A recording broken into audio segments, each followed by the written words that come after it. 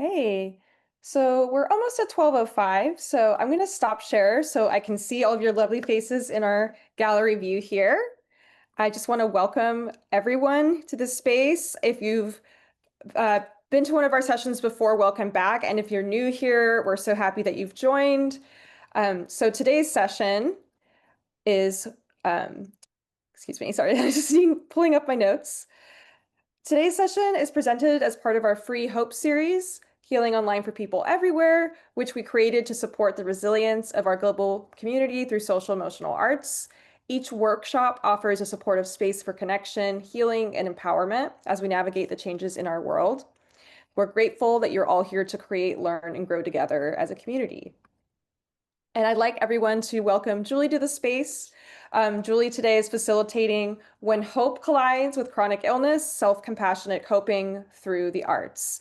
And this session is co-presented with Creative Healing for Youth in Pain as part of an initiative to highlight Pain Awareness Month. Something that's really important to us here at Arts and Healing Initiative is supporting the social emotional needs of those who deal with chronic illness and those who are caretaking those with chronic illness. So we're very grateful that you've joined today.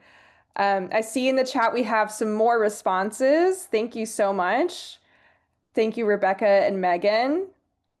Oh, it's like lovely to, I love seeing when we have people from multiple cities. It's really, really cool. So I'm so grateful that you've joined from all the way Columbus and Denver. So I put up a poll that was a chronic pain check-in, and I believe all of you responded. So let's end it and then we'll share the results. So we've got a really big range, and thank you all for being vulnerable and sharing. And we're going to launch one more poll before we start. And this is a check-in about caretaking. So we love to learn a little bit more about you before we start. That helps us tailor the session to your needs and interests. Okay, I've got most people participating. And I'll go ahead and share the results in just a moment.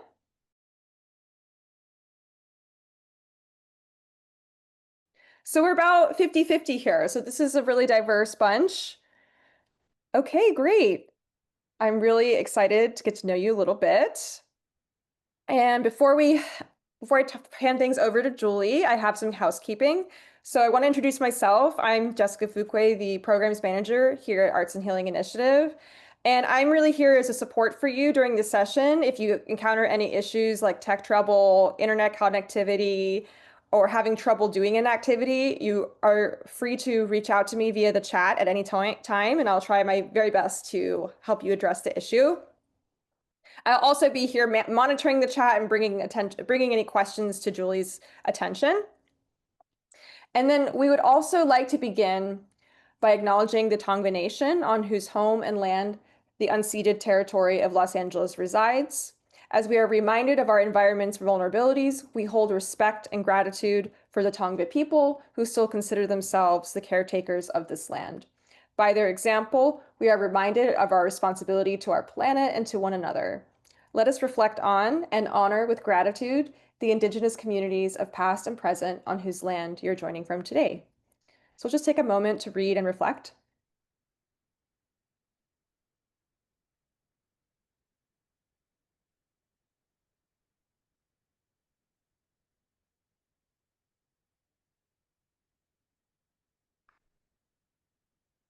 Okay. So before I pass things off to Julie, I'm really excited to introduce her. So Julie Neraas is a spiritual director, former professor, and ordained Presbyterian clergywoman. And for 27 years, she has served as associate professor at Hamline University, where she's taught courses on a variety of topics, such as spiritual memoir. So really notable too is that Julie has had myalgic encephalomyelitis, chronic fatigue syndrome. And I'm sorry if I butchered the name of the condition, Julie, you can correct me. She's had this condition for over 28 years. So I'm really grateful that she's here with us today and sharing her knowledge and experience with us. So let's welcome Julie. Hello, everyone. How great that we're all here. Finally, and thank you to Jessica and Ping and everybody at the Center for Arts and Healing who's made this happen. So let me tell you where I thought we'd go here in our time together, and then we'll try to do a simple ritual to mark the transition from getting here to being here all the way. So first off, we're going to talk about what happens to hope when it collides with chronic illness. I've written a couple books about hope, so it's something I've thought a lot about, and I'm sure it's something you all are thinking about and dealing with too, given the drama and traumas in our world. So after that, there's going to be a brief writing activity and then some breakout sessions for conversation. And the second part is reflection on how stories, particularly one story, can be medicine. Then there'll be an opportunity for drawing, a little more time than with the first writing exercise, and then we're going to be back together for conversation. And if we have any time at the end, I think we might have a shorter conversation about what happens when you talk to other people about your chronic thing. Bless people who mean well, but sometimes don't say helpful things. So I hope that sounds like what you signed up for. And here we go. Okay. So let me invite you to sit back in your chair in such a way that your feet are on the floor, your back is supported. And let us take a big collective deep breath.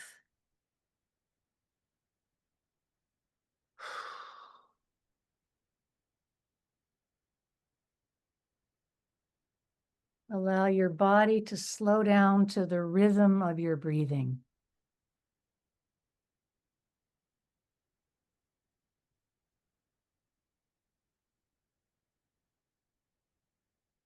Follow its pace.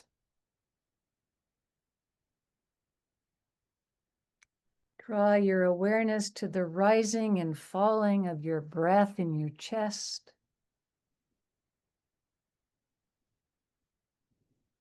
This precious gift of breath, of life, this throbbing pulse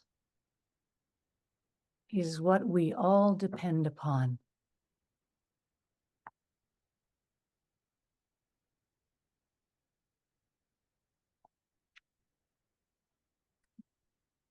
I invite you to picture yourself literally stepping out of the morning and all you've been doing to let the past move into the past where it belongs, and the future into the future where it belongs. Bring all your attention and energy here.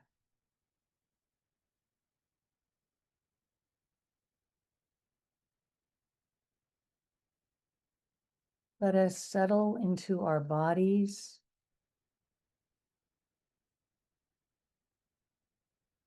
Let us settle into this moment.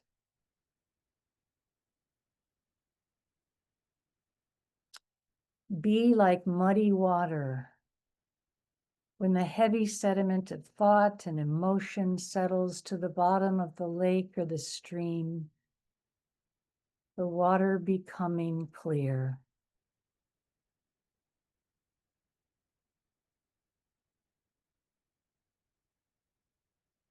Clear space inside as you would clear a cluttered room.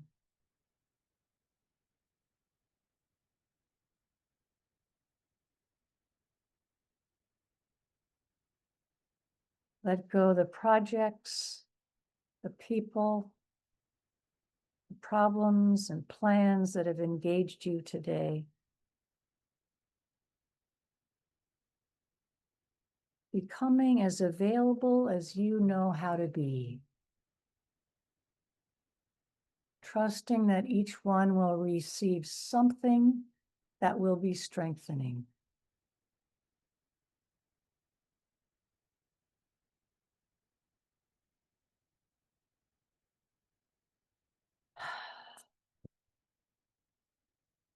Okay, thank you.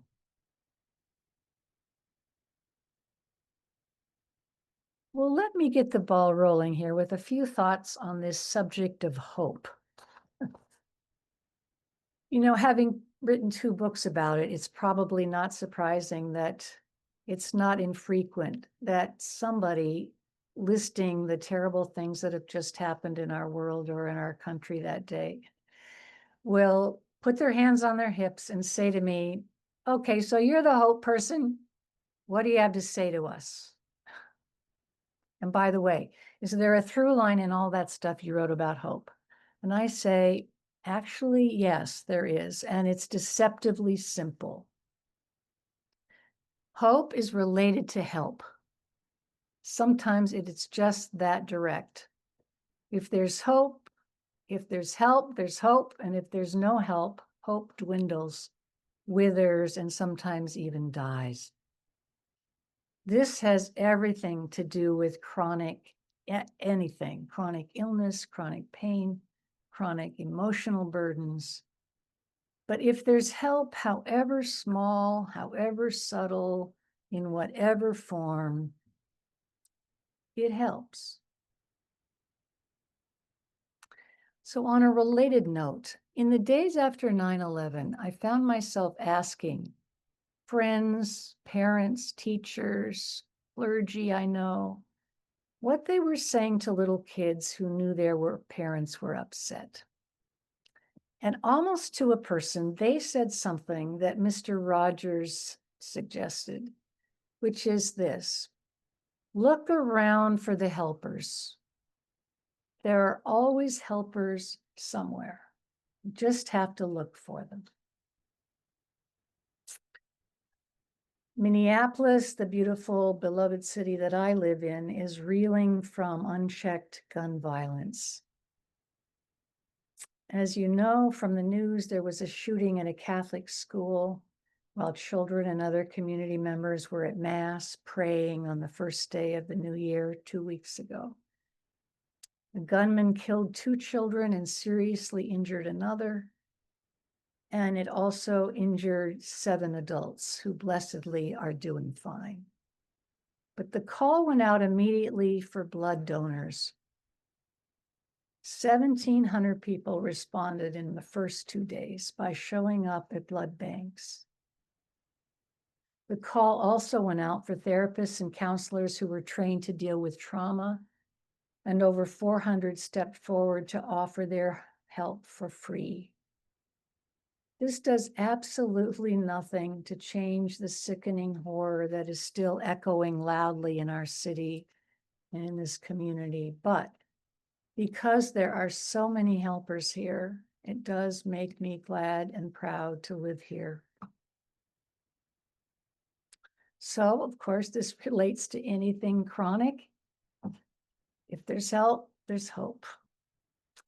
So recently, research money for the illness I suffer from, ME/CFS, which now a lot of people with COVID are getting, has been pulled by the federal government, which is a hope dasher because thousands of us are pinning our hopes on the research that people are doing to try to figure out this illness and learn how to help people.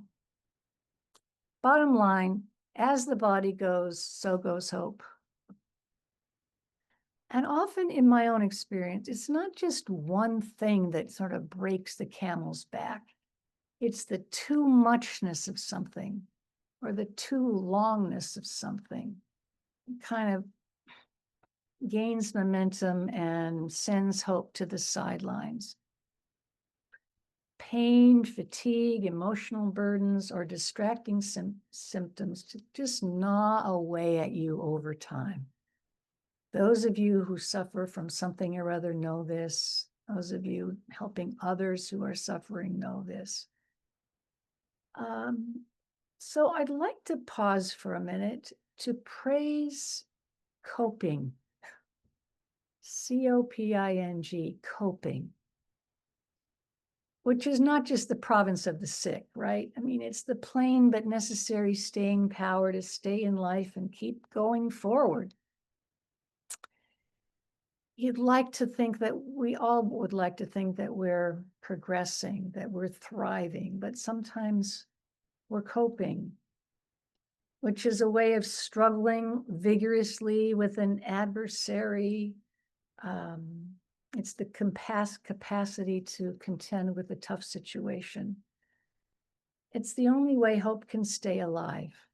And blessed be the capacity to cope. It's tedious, it's dull, there's no fanfare, it's often spoken more in quiet words or whispers rather than in clanging sounds or bells and whistles.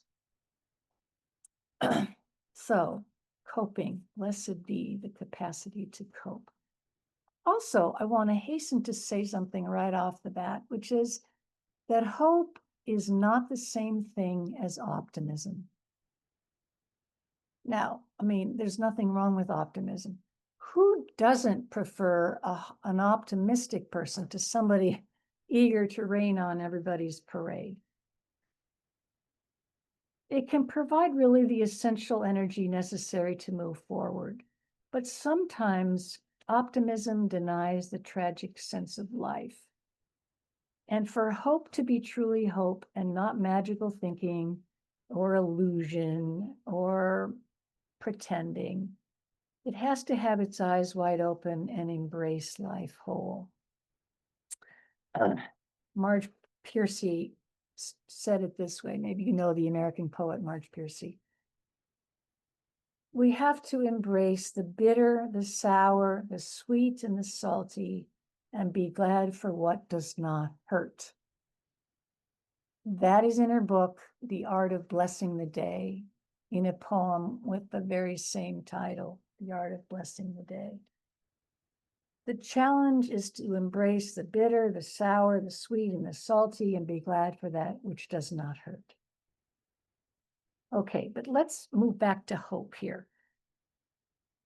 Here's a truth that really goes against the general grain in our own culture, which is that hope can't always be achieved alone. You know, we are a country that fiercely prizes individuality, and therefore we tend to think of hope too as a kind of a private interior resource that we water and tend when things are good, in hopes that it will be there when the chips are down. Well, it's when we've come to the end of our own resources that we really need hope.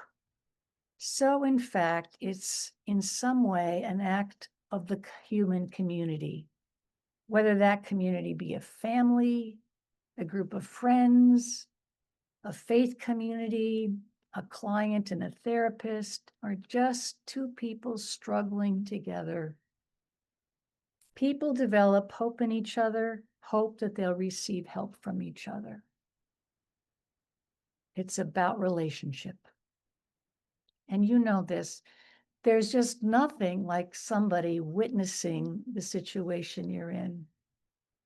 It's somehow strengthening and a boon to hope, even if they can't change something. Okay, so at its very base, hope is simply the sense of a way forward. It's not the belief that everything will turn out well. It's the sense that life is meaningful, therefore it's worth continuing. Thankfully, you don't have to be particularly hopeful about something to work on behalf of a cause you care about. Hope doesn't always look like what you think hope might look like. Its public face can be fury at the way things are, or simple tenacity and perseverance. I think hope is something we do more than something we have. And many of you know the work of the beloved teacher, Joanna Macy, who just died at age 96 a month or two ago. And she was famous for saying, you know, Americans are always taking our temperature. Are we feeling optimistic today? Are we not? When in fact, hope is really about what we do. And hope enlarges things. That is its biggest gift. It widens the lens, it broadens the frame. It has an eye out for possibility. So allow me to plant a question in your minds right now so you can kind of let it simmer on the back burner. And it's a really big question. What is your own experience with losing hope? Now, you might not have to reach into the past at all. Maybe you are in the midst of something right this very minute that is threatening your hope. Or you might think of an experience in the past that really saw your hope diminish. So whether it's something in the present or something in the past, ask yourself, what contributed then or now to your loss of hope? And if you have a pen ready, write down what comes. What's your experience of losing hope? And what factors contributed to its loss?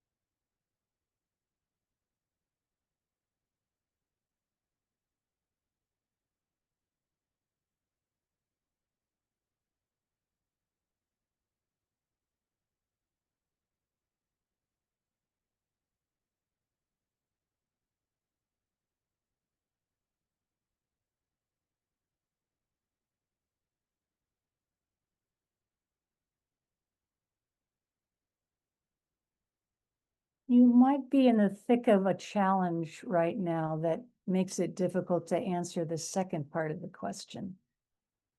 But if you're reaching for something in the past, can you remember how hope returned, if it did? What helped?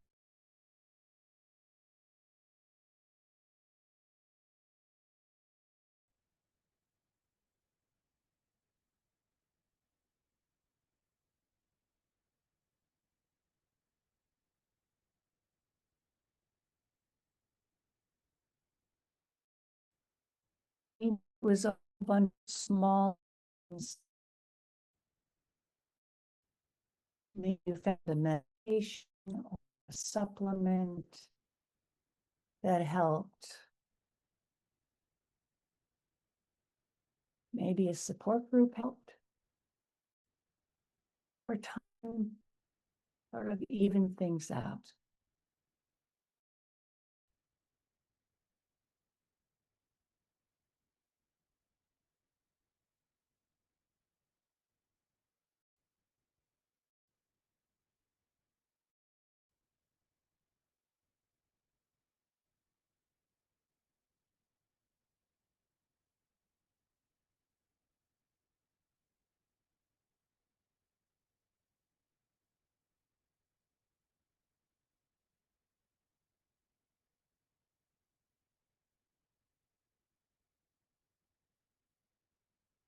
Each of us knows a lot about our own cycles of losing hope and finding it again.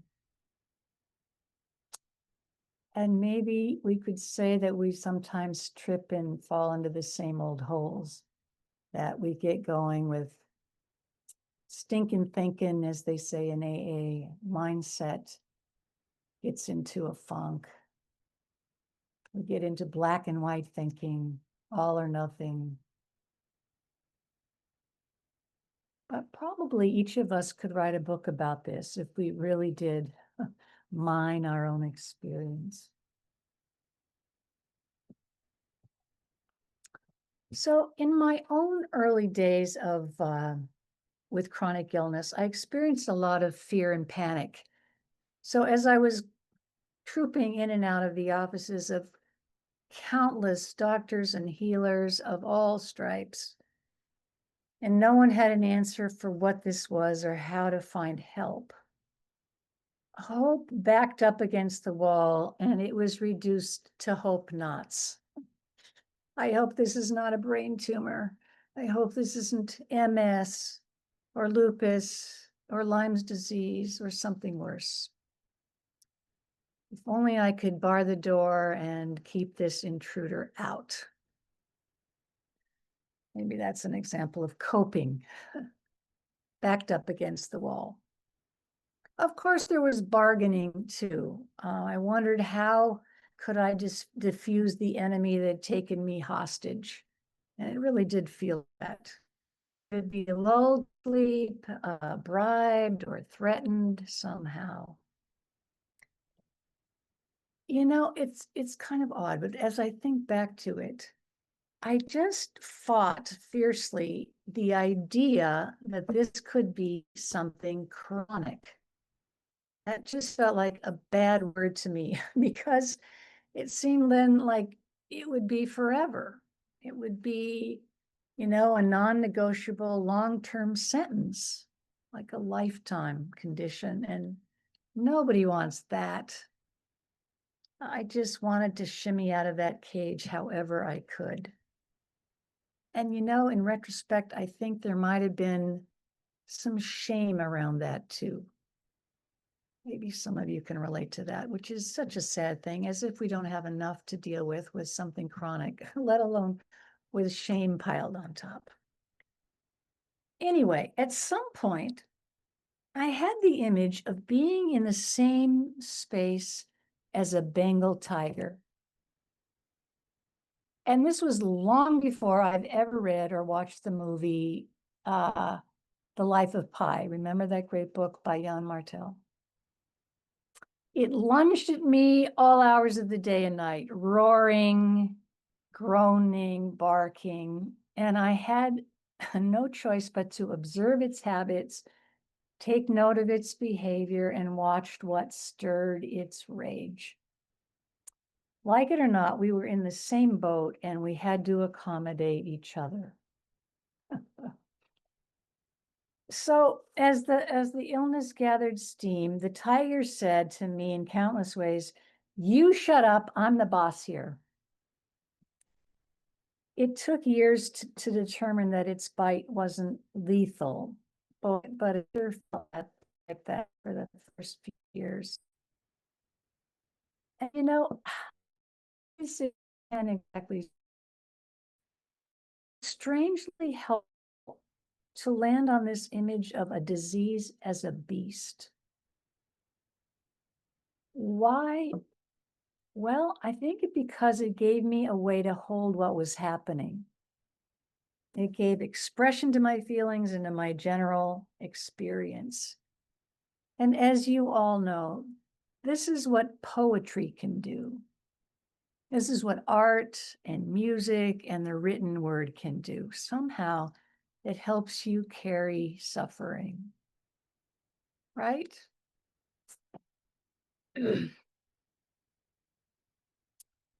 Let me state the obvious. We human beings are meaning-making creatures, and we just don't do very well with chaos. I hear young people, including my nieces and nephews and godchildren, use the word random a lot. Well, my mom just randomly told me I was supposed to do this, or this random guy came, and I say, do you really feel like everything's random, or is that just a buzzword? Well, anyway, we don't do well when everything feels like it's random. We are ravenous for order and patterns and predictability and certainty. Well, after a while, I began to notice that there really were actually patterns to this disease. So what I did or didn't do made a difference. It had consequences.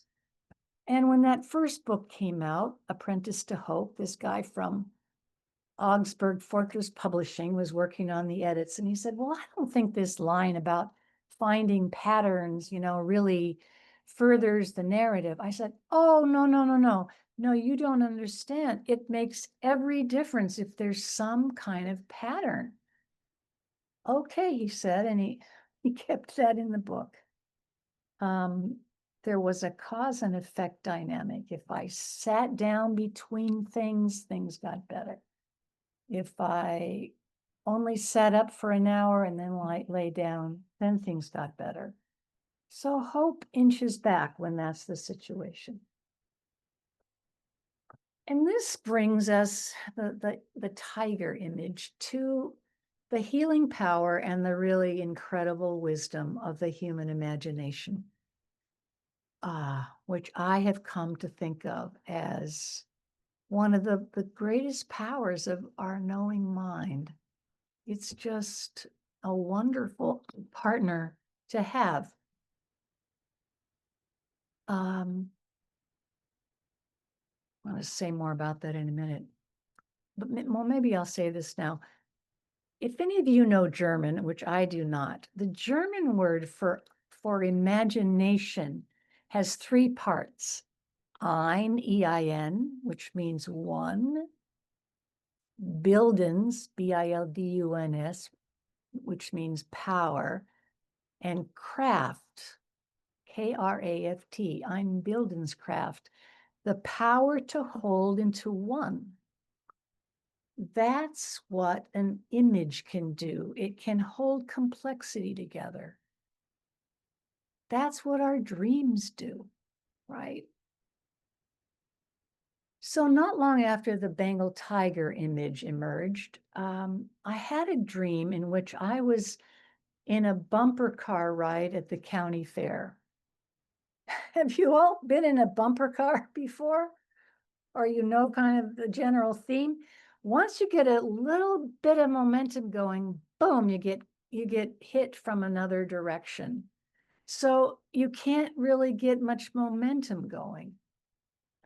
Well, that was a perfect description of what I felt. And let me underline something here that I think is remarkable, and often we don't give much credit to it, that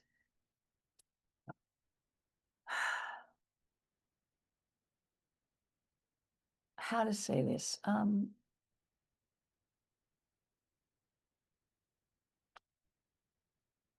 That there are clues to our self-care embedded in an image.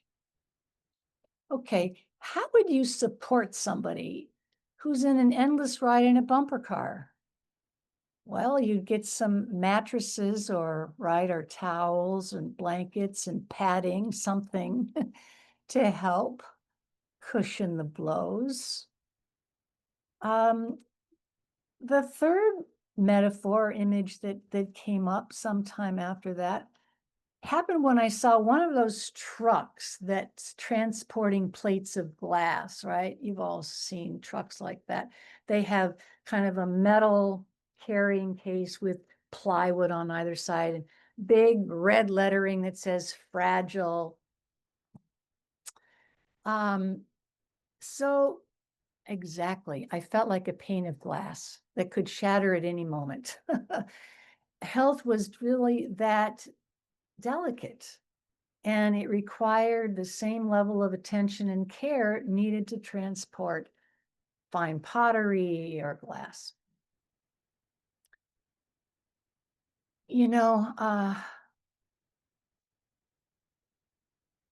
And thank heavens there are reprieves often for those of us with something long. But a 90-year-old friend of mine who's challenged in every possible way with health calls these brief periods of respite reprievelets. They're not really long reprieves, they're just little reprievelets. That is exactly right, Joan. Okay, so how would you support a person who feels like a plate of glass? How would you support somebody who feels like he or she's living in the same boat as an animal? Well, I want to turn now to a simple exercise that will tap the wisdom of your own imagination. And in my experience, it's just remarkable what comes. Um, so, again, with pen and paper at hand, if you're living with a chronic condition or you're helping somebody who is in a chronic condition right in the moment, see what comes when you finish this phrase. Living with this is like what? Is it like paddling madly upstream in a canoe? Is it like falling overboard and dog paddling, just treading water to beat the band? Just see what comes. This condition is like what? And if you're not living with a terrible trauma at the moment, think back to a time when you were in a challenging situation and see if you can draw from that. Finish the sentence, that time in my life, or the condition right now feels like what? Finish the sentence. It's like, and see what comes up. You won't have to work too hard at it. Don't bunch up your brain. Don't bunch up your muscles. Just see what comes.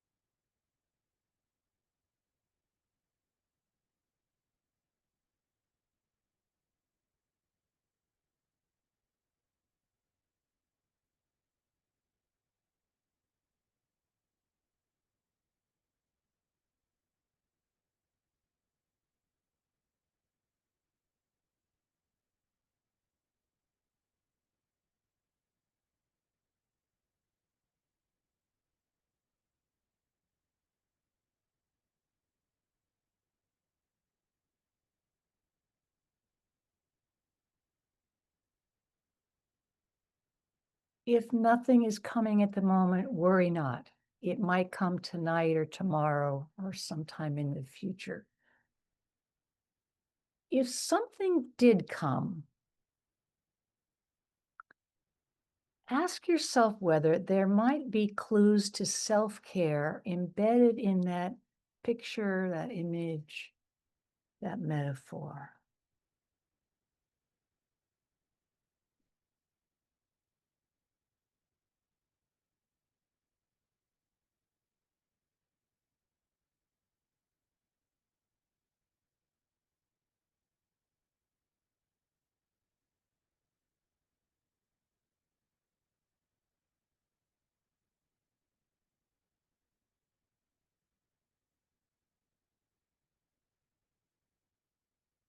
So let's pause there.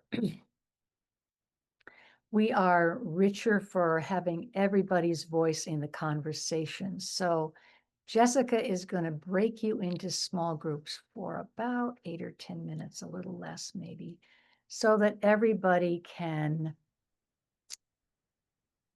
say what came up for you.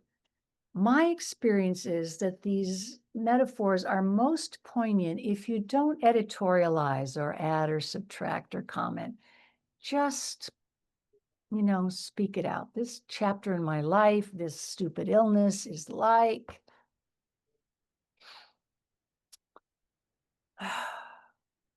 falling overboard.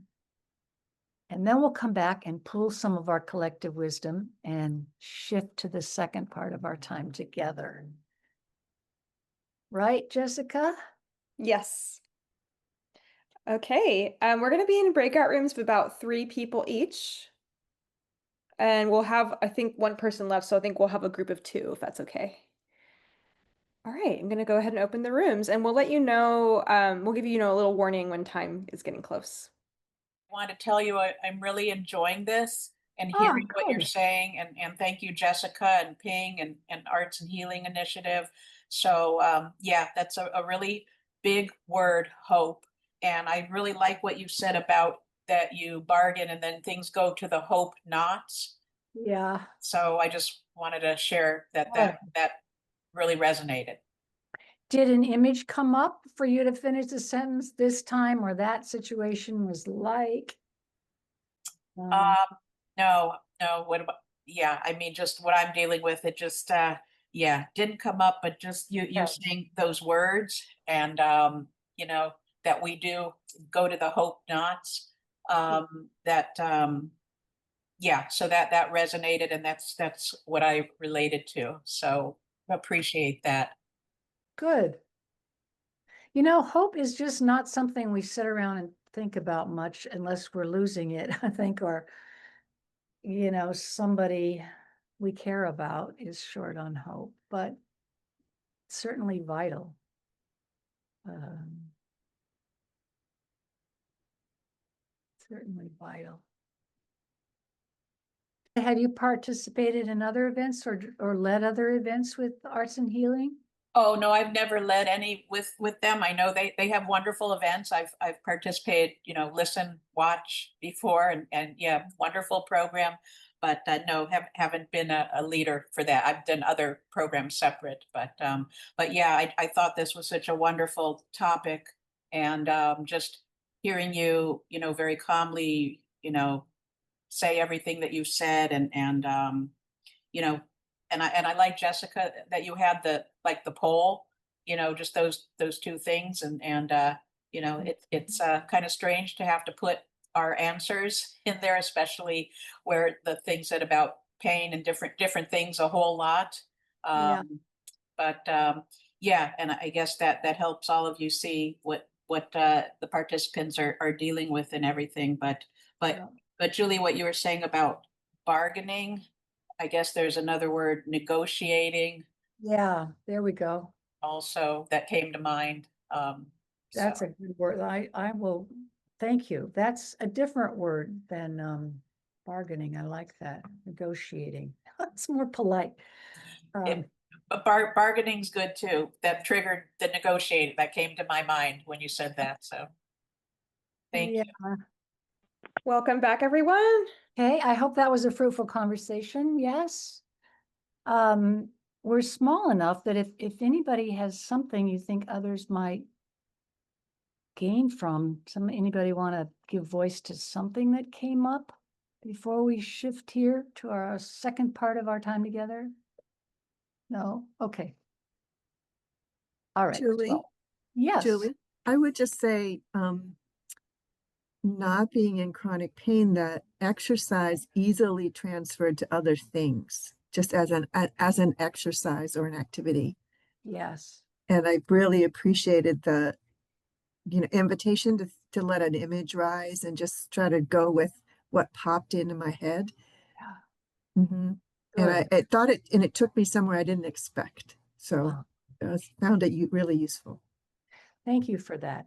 Mhm. For what it's worth, I think if you ever are, discombobulated and feel kind of disconnected, if you can clear a space or take a walk and just let, this time in my life is like something come. It's remarkable what comes, and it's just so right, and you didn't have to sort of work hard to make it come, and it's helpful, I think, because we are meaning-making people. Well, we all need leaning places. We all do. And I don't know, I think COVID exacerbated that. Well, I think I'll. So leaning places. I, like many of you, have leaned on all kinds of medication and supplements and sleep aids and different diets and wild concoctions of things. I once went to a Vietnamese grocery store where people clutching different parts of their pained bodies were leaning against the shelves of like the pig's feet and the noodles, and somebody, a doctor who didn't speak English, would look at our irises and then have his assistant kind of make a concoction of things. Oh my gosh, that's what desperation will do. He poured like feathers and snake skins and pollen and all this stuff into 3 different piles and tied it up with a red bow, each of them 3 piles, for, I don't know, $58 or something. I was supposed to boil it and drink it. Oh my gosh, just the stench was terrible. But that's what desperation will do. You try anything, right? But as the years went by, I sought a different kind of medicine, which could help carry me spiritually and emotionally. I needed a way to frame my experience within a larger context. And let me just linger here for a minute because I think this is really compelling. Václav Havel, the former prime minister of Czechoslovakia, remember, was a playwright and a dissident. And as he was sitting in jail with his emphysema and his arthritis, I suppose if you're in a small, cramped place, you begin to think about a larger place. But if you can picture him sitting there, and then the logo of the Target store, which is home base here in Minneapolis with many different concentric circles, in the middle of the circle were his daily hopes. Every day, his wife Olga wrote of news of his fellow playwrights and writers, and she sent chocolate and socks and cigarettes and all of that. So those were his daily hopes. But if he broadened that out a little bit, his hopes, of course, were true. People of Czechoslovakia, that they would come through a velvet revolution, which they did without a drop of blood being spilled. But then there were larger hopes and still larger hopes. And with the larger, he said, I don't know what word to call it. Is it God? Is it what? He said, well, I would use the word horizon as the biggest thing I can think of. And he said, any phenomenon being sure in a broader frame. Well, I'm working on a funeral this week. And I mean, to say to a grieving family, we are part of a larger story that extends beyond the life of this body, is enormously reassuring. But that's what stories and legends and tales and literature does. They hold our little, small, brief, beautiful, fragile lives in a larger frame. So I actually am going to give Ping and Jessica a bibliography in case any of you are interested in books I find helpful. But the author, Arthur Frank, who wrote The Wounded Storyteller, says this: stories have to repair the damage that illness has done to the ill person's sense of where she or he is in life and where she may be going. Stories are a way of redrawing maps and finding new destinations. Stories have to repair the damage that illness has done to the ill person's sense of where she or he is in life. So we in America tend toward being upbeat and positive. We like to feel like we're progressing at things. So correct and acceptable as well. I used to be a healthy person. Right now, things are pretty tough, but I'm sure I'll be better soon. And illness throws a wrench into that narrative. And chronic things are hard, even on the most faithful friends and family members, right? I mean, long things are just plain hard. Stories not only give shape to our life experience, they are the self's medium of being. We are swirling in stories. And if we don't know why something is happening, we generally make a story up about it. Because in the absence of meaning, hope is lost. I was just with an almost 2-year-old grandnephew who was a sweet guy careening around kind of like a drunken sailor. And he was crying, and I said, what did I say? Shall we read the Babar story again, AJ? Oh, a little tiny tyke can be held within a story. And then we sang the itsy bitsy spider song. And from the earliest get-go, stories hold us up. So one of my favorite classes to teach in a really funky interdisciplinary graduate program at Hamline, where almost every class was team taught and every class was interdisciplinary, which was really fun. And yet we were kind of experimenting. So it had its challenges. But my favorite class was a class called The Great Stories, that sometimes I titled Stories That House the Soul, because that's what the great mythic legends do. And one of my favorite stories was that of Inanna. I don't know if you know of Inanna, Inanna. She was Sumer's most beloved and revered deity. She was a goddess who lived at least and probably much longer than 4,000 years ago. It's a very complex and multi-layered stories with shades of Genesis, actually. There's a famous tree, there's a serpent, there's a holy garden. But what caught my imagination was that Inanna had to go down to the underworld. And there are countless interpretations of why she had to go down there. And once she was there, she had to pass through 7 different gates. And at each successive gate, she was forced to divest herself of something else.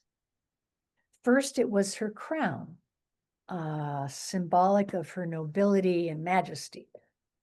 Then her royal robes, representing her character and her public identity. Next came her necklace, the bond between Inanna and the gift giver, which may have been an erotic bond at that.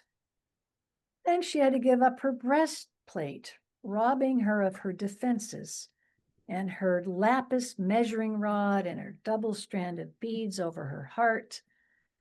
Well, anyway, it went on and on and on. And as if that weren't enough, she was divested of everything. And then she was kind of hung up on a meat hook.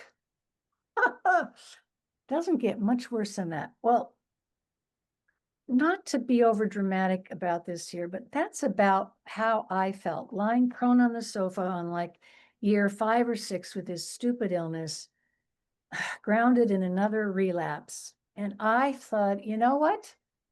The underworld, that's what this is. I'm in some underworld, and I keep bumping into walls, and healing and help are elusive. They're hidden down some corridor whose entrance I just can't find. Well, that story was working on me, I asked my dad, who was an architect and a really fine artist, to draw 7 different gates on 7 sheets of sketch pad paper, which he was an enthusiastic guy. Of course he would do that, so he did that. Okay, so I labeled each gate with something else I had to let go of or sacrifice because of this illness. The first was the trust in the dependability of my body, which had been a remarkably healthy and dependable vessel. I used to direct a tennis school. I was a runner and a skier, and I couldn't do any of that. The second was the ability to plan, not knowing whether this torturous fatigue would allow me to do something I planned on or not. Another thing I named under another gate was a shift in personality and outlook. I think I used to be a pretty upbeat person who was energetic and optimistic, but all of a sudden I was a cautious and dour one, protecting this plate of glass that I felt like I'd become, this depleted body. then came my identity as a healthy person, my identity as an athlete. No exercise was possible. So hope again had to backpedal and wait in the wings while renunciation took hold. It filled the whole canvas. There was no seeing beyond it. But somehow drawing all those gates was strangely strengthening. It didn't change anything physically, but the story addressed me at a soul level. It named what I was experiencing, and it embedded my own little chaos story in a universal narrative, which is what the myths are. You know, our ancestors left a little breadcrumb trail saying, well, this is what you might expect. You're going to encounter beasts and cross over thresholds and find buried treasure, etc. Okay. You know, I don't know if this is true for you, but I count myself among those who probably have a tendency to protect people.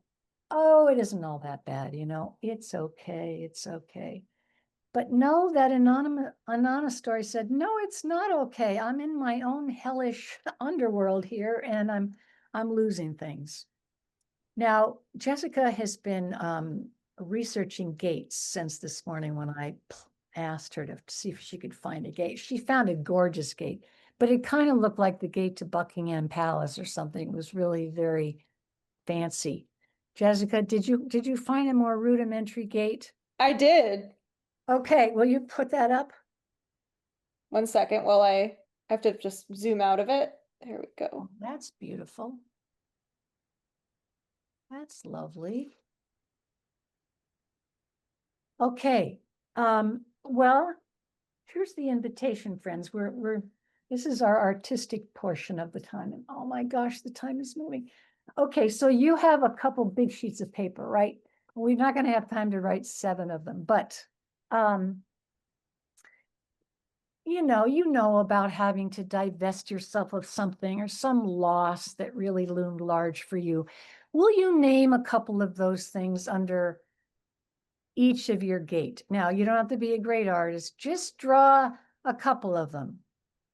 And I think we're going to stay as a whole group for this right now. But just get out that sheet of paper, find your markers or your pencils or whatever you brought. Draw a couple very simple gates. They don't have to be beautiful.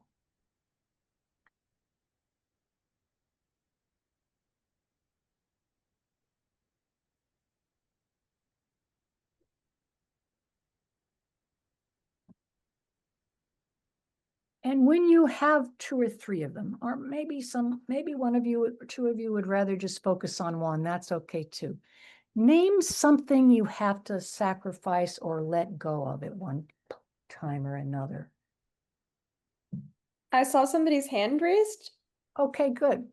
Does anyone want to ask a question? Oh, I apologize, but are we, I had an interruption, so I'm not sure. Are we creating a piece of art based on something we gave up? You are creating several gates. Just draw Oh, a couple. okay.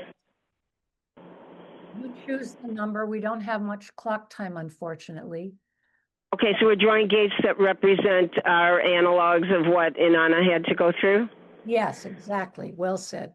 Perfect. Thank you so much. Thank you. And sorry about the interruption. No apology needed. Thank you for asking your question.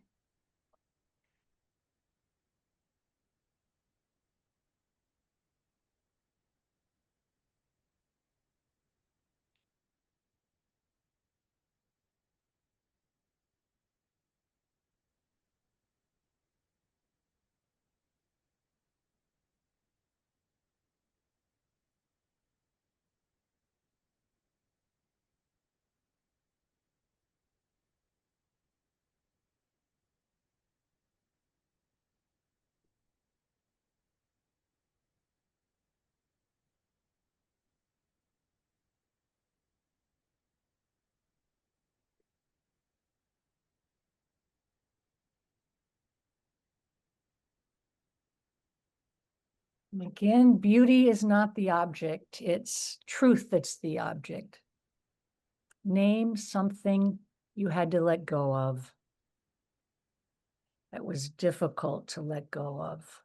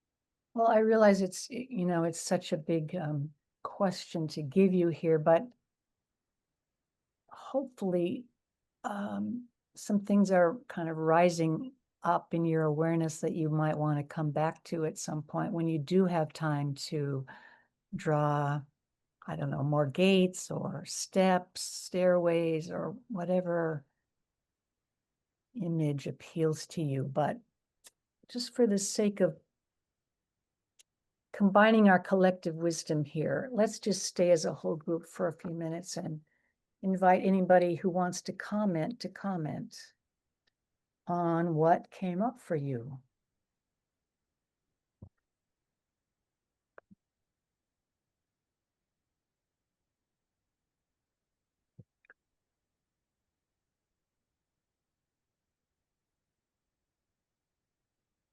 So the fruit of that story for me was being able to really say how really bad it was for a nice girl who wants to please people and not,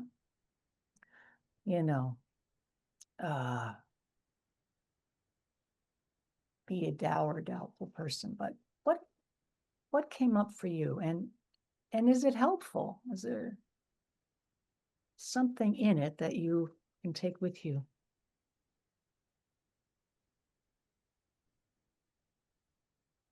Well, you've said it, there's some themes and prompts here that you might take with you and come back to when you have the time. If we had more clock time, we would talk about it longer, but the other thing we might talk about is people's responses to you when you have some chronic thing.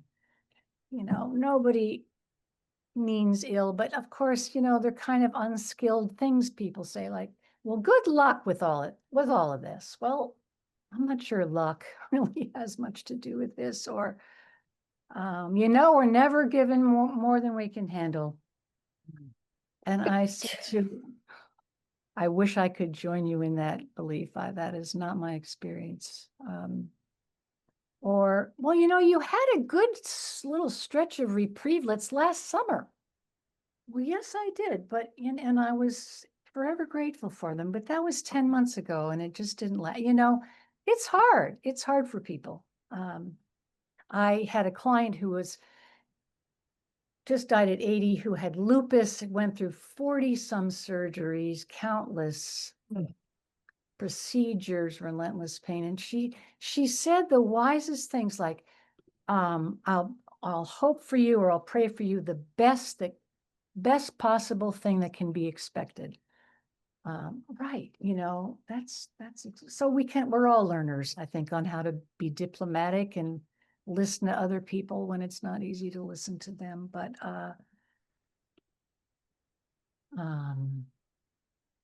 anyway, oh yeah, people say, chin up, things are bound to get better. Well, I wish that were the case. Actually, people say to me, well, how has your sense of hope changed? And I will say two things. One, hope has to go beyond the fix-it level because so much does not get fixed in this life. It just doesn't. And the road closes down on so many people before they've completed their lives because of their race or ethnicity or war or disease. A lot of people get the short end of the stick. So I think hope also has to move out beyond the bounds of this incarnation. It's a big word, a big subject, and there's so much more to be said about it. But thank you for coming today and for inviting me to facilitate the conversation. Maybe we can figure out a part 2 sometime. Well, first, we just want to extend gratitude to you, Julie, for facilitating this beautiful session. I think it was really meaningful, impactful for all who participated. So we're really excited to have you back. I think a part 2 is in order, so we can work on that.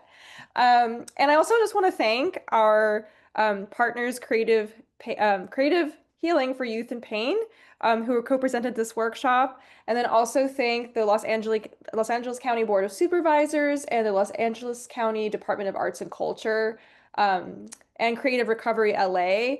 These are our partners that make the Hope series possible, and we're very grateful to them.